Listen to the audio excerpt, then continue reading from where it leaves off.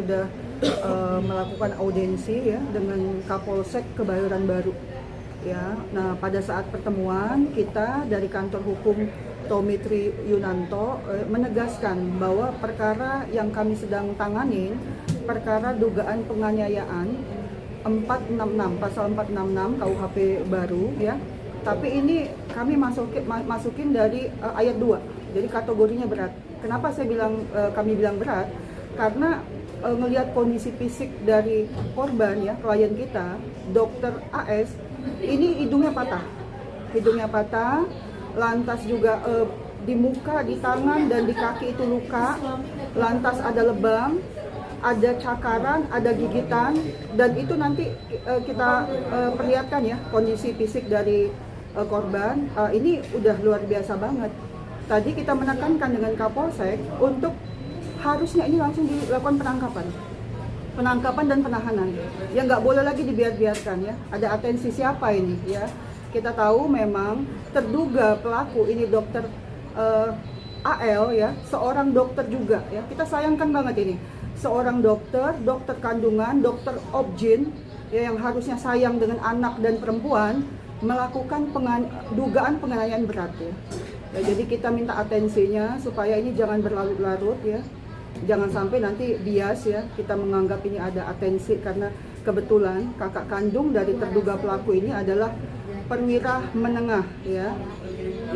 Diduga ya, takutnya kita ngarahin ini jadi kayak ada perlindungan begitu. Makanya kita minta ketegasan dari Kapolsek Kebayoran Baru untuk langsung mengambil tindakannya.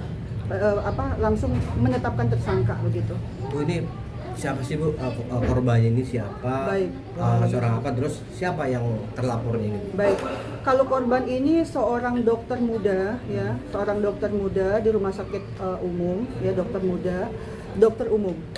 Nah, mereka ini pacaran dengan dokter juga. Nah, luar biasanya saya menarik banget ini dokter ya, tadi yang saya bilang obgyn, dokter kandungan, SPOG ya, tapi tindakannya begitu tidak terkontrol. Ada apa ini gitu loh.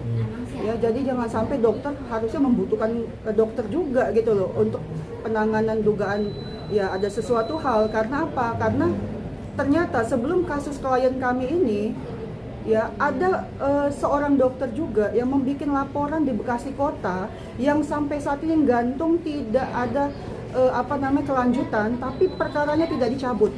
Ya, seorang dokter informasi yang kami dapatkan ini juga mengalami penganiayaan dengan pelaku yang sama begitu. Jadi apakah ini patut diduga ada ya istilahnya sudah karakter ya, kan bahaya sekali gitu loh. Dan dokter ini juga berpraktek di 3 rumah sakit besar di Jakarta. Jadi rumah sakit H, lantas rumah sakit BW Depok, dan rumah sakit pemerintah ya artinya ini seorang dokter yang tidak bisa menguasai emosinya apapun permasalahannya karena mereka ini pacaran ya, tapi tetap tidak dibenarkan untuk melakukan penganiayaan, apalagi hidungnya sampai patah ya, dan luka-luka ya nanti bisa kita share ya, itu lukanya parah banget gitu loh, dan ini nggak bisa balik lagi, udah patah hidung ini. Kronologi singkatnya Bu, seperti apa? Baik, kronologi singkatnya menurut pengakuan dan kita juga udah tanya dengan beberapa saksi, jadi mereka ini cekcok karena diduga pelaku ini ada hubungan dengan yang lain, perselingkuhan lah begitu ya. Lantas mereka cekcok, dan cekcoknya itu tepat di lobi Residen 8 Senopati, tempat tinggal dari dokter klien kita, dokter AS ini. Jadi waktu stop itu security melihat kenapa tidak turun-turun. Jadi begitu didekatin, pintu mau dibuka, pintu tidak bisa dibuka, akhirnya kelihatan mereka cekcok mulut dan ada pemukulan begitu. Jadi security di sana mencegah mobil ini jangan lari. Jadi waktu dicegah, ditahan dengan beberapa security. Nah, terduga pelaku ini keluar ya, buka baju dan menantang, dan ada menurut informasi ya ada pemukulan dengan security, dan security juga membuat laporan ke kepolisian begitu. Korban sendiri mungkin kerugiannya atau luka-luka seperti apa Bu? Baik, kalau luka-luka, kalau melihat dari foto yang diambil dengan orang di TKP, ini waduh luar biasa banget ya. Lantas ini anak perempuan, lantas anak satu-satunya, anak tunggal ya. Jadi orang tuanya sangat tidak terima. Jadi kemarin kita sempat melakukan pendampingan untuk ke psikiater di Rumah Sakit Siloam Duren 3. Dan ini waktu dilakukan pemeriksaan itu ya trauma dan ketakutan dan histeris itu masih terlihat di saat lagi pemeriksaan. Jadi menceritakan kembali kejadian itu, korban ini benar-benar masih dalam keadaan trauma begitu. Jadi dia waktu ngulangin ceritanya itu dia dalam kondisi yang emosional sekali. Gitu. Luka-lukanya apa aja Bu yang paling parah, mungkin ada? Boleh nanti Dijelaskan aja Bu. Oh, ya. Boleh ditambahin kan saya? Jadi kemarin hari Senin tanggal 27 kita sudah memenuhi undangan klarifikasi ya, pertama kan dari korban dulu, dan di situ kita sudah mengajukan bukti-bukti kepada penyidik. Salah satunya bukti foto hidungnya patah dari korban. Ini bisa saya tunjukkan, tapi nggak semua ya, disensor ya, karena ini kan korbannya perempuan.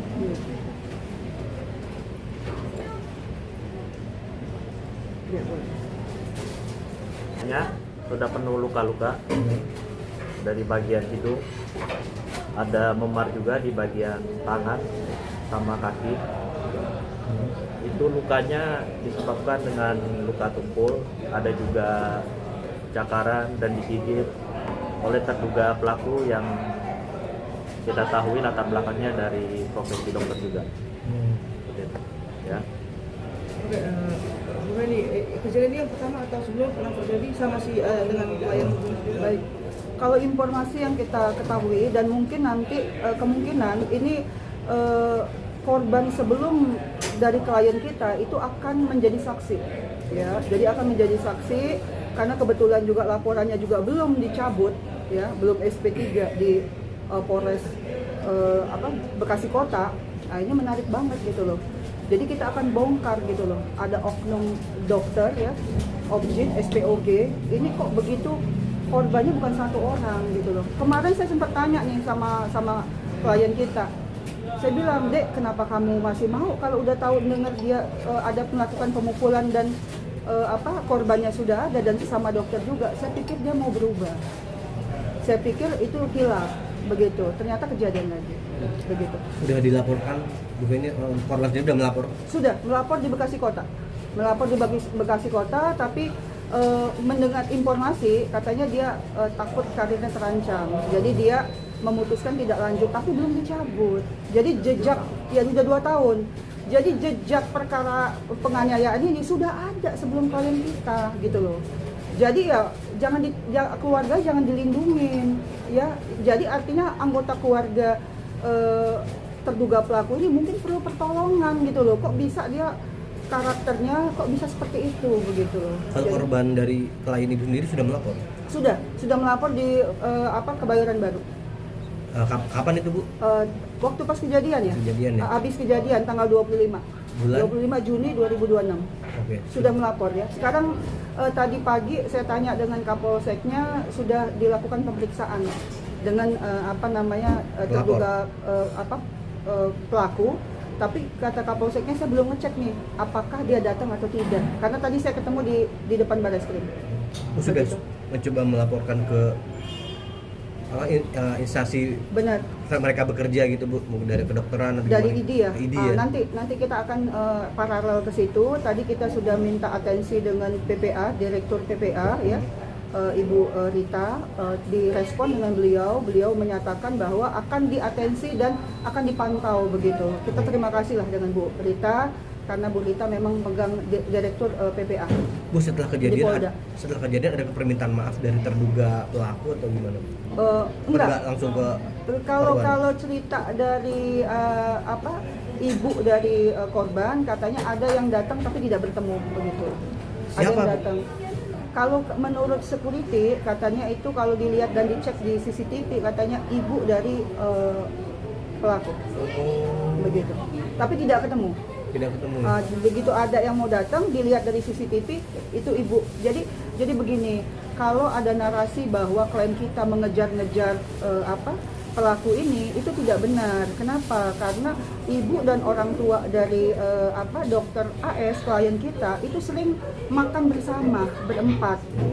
dengan terduga pelaku dan korban kita ya, anaknya ya, karena dia anak tunggal kan ya, jadi istilahnya aktivitasnya terpantau lah dengan orang tuanya, dengan kedua orang tuanya, jadi sering makan siang dan makan malam bersama. Berarti sudah akrab dengan keluarga Sudah ya? akrab, jadi memang ini pacaran, bukan klien kita ngejar-ngejar gitu loh, enggak gitu loh, dan itu salah, jangan diputar balikan gitu. Oke, berarti dengan kejadian ini sudah dilaporkan Iya. dari pihak dokter A sendiri fix tidak ada tutup pintu untuk damai ya? Kalau sampai saat ini sih udah tutup pintu ya, apalagi kedua orang tuanya ini sangat shock banget ya. Kemarin di rumah sakit Siloam itu saya ngeliat ibunya bergetar sekali ya, sampai nangis ya, menyatakan saya tidak membayangkan waktu anak saya dilakukan pemukulan dengan kondisi begini, saya langsung gemetaran dan histeris, kok bisa, dan ini saya kenal orangnya gitu, dan kami sering bertemu untuk makan, jalan bareng begitu. Jadi saya sangat terpukul karena sebenarnya saya sangat percaya begitu loh, karena siapalah pacaran dengan seorang dokter kandungan kan, ibu dan anak kan pasti dianggapnya karakternya baik gitu loh, jadi ibunya juga kaget begitu. Itu pasal yang dilaporkan apa saat itu? Ya kalau dugaan kita sih untuk pasal 466 tapi ayat 2 ya, karena penganiayaan berat dan itu ancamannya 5 tahun.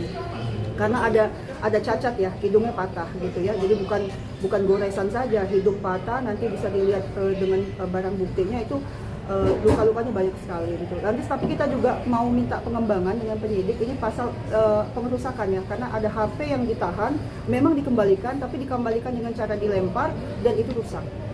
Jadi pasalnya itu 521 ya. Kalau perusakan itu ancaman hukumannya 2,5 tahun. Jadi harusnya udah layak untuk dilakukan penahanan. Saat itu barang bukti yang dibawa apa aja Bu? Maksudnya gimana? Barang bukti terkait penganiayaan itu? Nah benar. Jadi barang buktinya ada saksi ya, lantas barang buktinya ada foto ya. Tadi dinyatakan dengan rekan saya, lantas sudah dilakukan visum. Visum juga udah ada. Lantas terakhir tadi pagi saya udah menyerahkan langsung dengan Kapolsek itu bukti keterangan resume dari dokter yang semalam di rumah sakit ya, soal untuk kejiwaan ya, traumatiknya ya, keterangan untuk traumanya. Begitu. Terakhir apa Bu, harapan Ibu nih sebagai kuasa hukum kepada pihak kepolisian? Artinya kan udah sebulan nih laporan kan? Belum. Juni tadi bilang Juni. Juli. Oh Juli. Juli.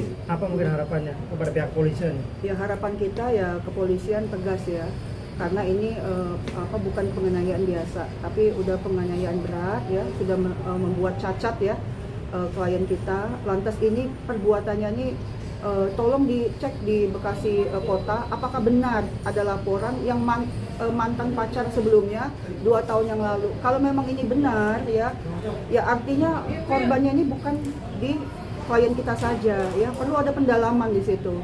Lantas kedua, nanti boleh kalau misalnya ada saya dengar ya, tapi kita belum pasti banget, ada junior dari terduga pelaku ini juga akan memberikan kesaksian gitu loh. Jadi ada tindakan-tindakan yang dianggap itu udah mengarah dengan penganiayaan ringan. Tapi ya kita tunggu aja lah ya kejutannya ya.